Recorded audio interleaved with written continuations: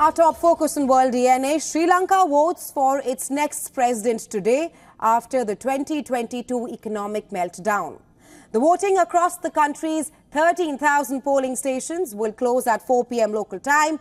Vote count is expected to start at 9:30 p.m.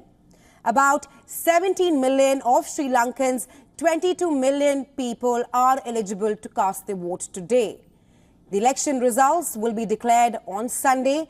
A total of 38 contestants are vying to win the top executive post in the South Asian nation.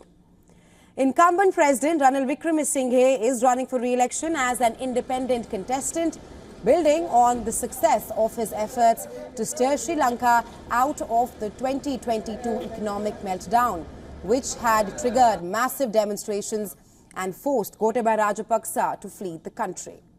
Well, Wickremesinghe is being challenged by Anura Kumara Dissanayake from the JVP party and Sajith Premadasa of the SJB party. Well, Sri Lanka's first past-the-post system allows voters to cast 3 votes for the chosen contestants, with the contestant securing 50% of the votes or more declared as the winner. Meanwhile, a total of 116 representatives from various international election observation organizations have arrived in Sri Lanka to monitor the upcoming polls.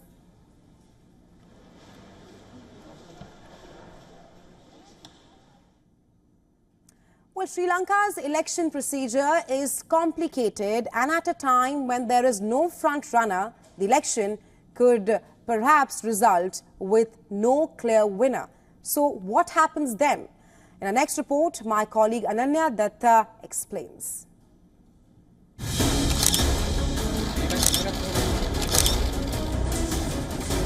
Sri Lanka's presidential elections follow a unique process. Designed in 1981, voters participate in a limited ranked voting system, which basically means that they can express up to 3 preferences for the president.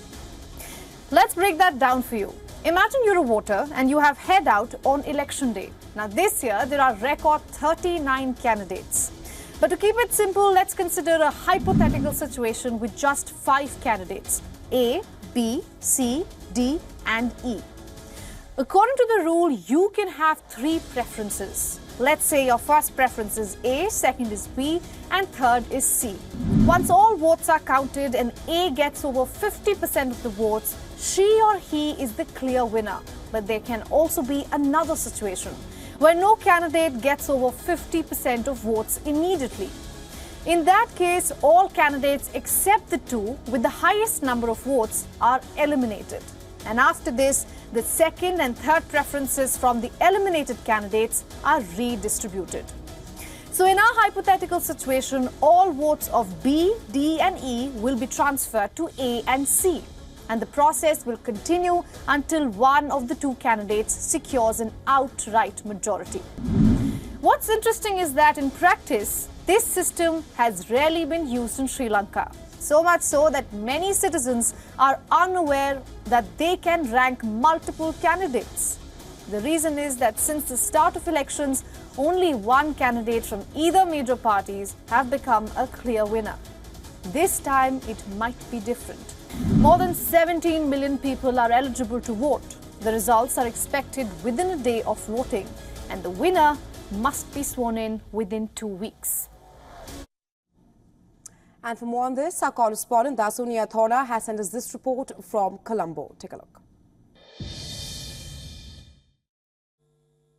Polling commenced here in Sri Lanka as of 7 a.m. today, where Sri Lankans across the island will be heading to over 13,000 polls to elect the country's 9th executive president. This is a pivotal election in Sri Lanka, provided that it is the first major election following Sri Lanka's spiraling economic crisis, which has since been on the recovery mode. A few frontrunners have emerged, key of them being President Ranil Wickremesinghe, leader of the opposition and leader of the Samagi Jana Balawegaya, Sajith Premadasa, as well as the leader of the National People's Power Movement, Anura Kumara Dissanayake. All eyes will be on this election, both locally and globally, due to the significance and the impact this election will have locally as well as regionally. Stay with WION as we will be bringing you the very latest. Reporting from Colombo, I'm Rasuni Atauda.